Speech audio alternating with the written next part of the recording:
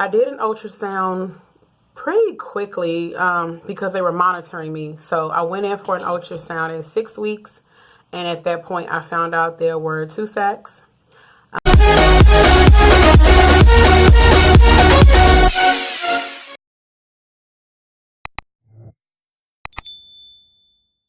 Hi everyone, this is Sade Nicole with Sade Nicole and Crew TV, and welcome to my channel. If you are new and viewing, thank you so much for deciding to watch this video. And if you are already subscribed, thank you so much for coming back. I truly appreciate you.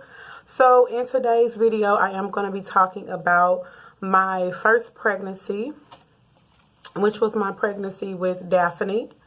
And the reason why I'm doing this story time is because I have been so emotionally unstable lately, and I have been hiding my feelings, and I don't want to do that. And I figure it'll be therapeutic just to talk about it and go over this story with you guys and kind of help give me some peace, at least for now. When I found out I was pregnant with Daphne, or when I was pregnant, I had just done another round of Clomid, and it was a successful cycle. I did an ultrasound pretty quickly because they were monitoring me. So I went in for an ultrasound at 6 weeks, and at that point I found out there were 2 sacs. They were 2 different implants, or 2 different fertilized eggs. So they were fraternal twins. And she said that it looks like one was conceived on another day. It just didn't look like they were on the same track. But that she would just monitor me closely. But she didn't feel so hopeful about one of the babies. But I tried to stay optimistic because in my mind, I cannot believe I'm even pregnant, number one. But number two, twins? Oh my God. Like, I just felt like it was so new to me. I felt like, oh, maybe she's just being too cautious. Everything's going to be perfectly fine. And I went home and told my husband the news about the twins. And we both had our fears and you know, expressed all of our emotions, but mainly excitement for the fact that we were going to be twin parents. And so that was super awesome for us. And I believe that appointment was probably early December. And the date that I remember is December the 20th. And I actually journaled that day. And I will read my journal log. So, sorry, my camera's constantly moving. So, December 20th. 2013, we found out at the ultrasound that baby B has no heartbeat visible. Baby A is doing well and has a strong, solid heartbeat. I am a little sad, but I know that everything will work out in God's favor. And I was so devastated because at that point I was 9 weeks, I believe. And at 9 weeks, it's not like fully baby looking, but it kind of has the look of a baby. And I remember baby A sitting up, like sitting straight up. And I remember baby B laying to the side. Baby A had a visible heartbeat that I could see. Baby B did not. And I had a very hard time believing them when they said, you know, I got a second opinion. So once my original doctor told me she didn't feel confident, I was so overprotective of my pregnancy at that point. I switched doctors and everything. So going to that new doctor, I thought that at that ultrasound, which was the one at December the 20th, I thought that I would get different news. I thought they could do something. And all they told me was to prepare for a loss and that I might experience some cramp and some bleeding. But for the most part, The baby would reabsorb in my body, and it's something called invisible twin syndrome, I believe that's what it's called. And it happens normally in the first trimester of pregnancy. Very rarely does it happen later on in the pregnancy, but it's normally very early. Sometimes women don't even know. But for the most part, it's during the first trimester. I remember them telling me that all what to expect, that the baby will reabsorb itself. There, might be some minor bleeding and cramps, but nothing major. And I left there very broken. I felt like a piece of me was leaving, and I hated the responses that I was receiving. I hated the things that people were telling me. A lot of people were saying, oh, just be happy that you have another one. Or, it was early. At least it was early.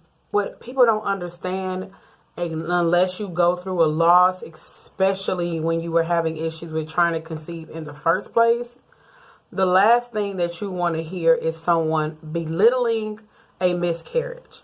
I don't care how early or how late in a pregnancy that you lose your baby. A loss is a loss, and it hurts, and it's something that affects you long term. And it still affects me. I have 2 children, and I'm still affected. I got the opportunity to carry an angel baby and a rainbow baby at the same time. And when Daphne was born, it was the most beautiful, most amazing day ever. But I kept feeling like there was a void. So when I got pregnant with Demi, I thought that void would leave. It did not. And it took me some time to come to the realization that no child can replace another child. So that loss is a loss, and you're going to grieve that loss, and nobody knows for how long. And I just wanted to tell this story to bring attention to early pregnancy loss and the insensitivity of the medical profession and people as well, just general people, family members, friends. When someone has a loss, the only thing that you can do is give your condolences. Your opinion and your lack of knowledge or knowledge is unnecessary, because it doesn't change the situation. It doesn't change how the person feels. I mean, when you've been trying to have a child for a long period of time and you get a positive pregnancy test, your love starts on the moment that you see that line hit that test. The moment that you see a positive test, you fall in love. And anytime after that, when you have a loss, you feel like a piece of you has been taken away, because a piece of you has been. I just want people to sometimes have some kind of understanding and respect for those who go through loss, because it's hard enough to grieve. It's something else to have to always explain your grief or have to feel like you're on a defense about your grief. Prove your feelings are valid. That's not fair.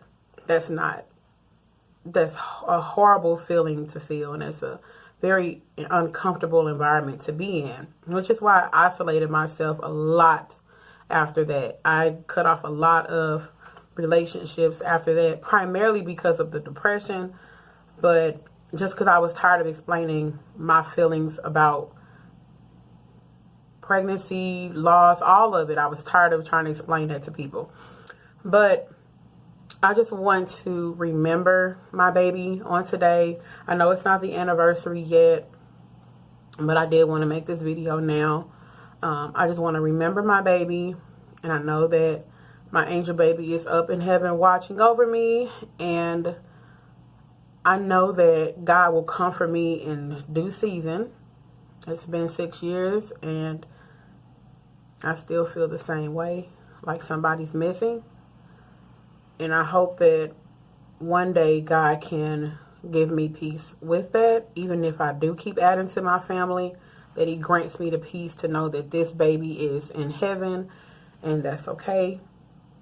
If you have experienced a loss, I just want to let you know that I understand your feelings. Your feelings are valid. Your feelings matter. God loves you. God is with you. And I love you. I'm sending virtual hugs, lots of positive affirmations and love your way.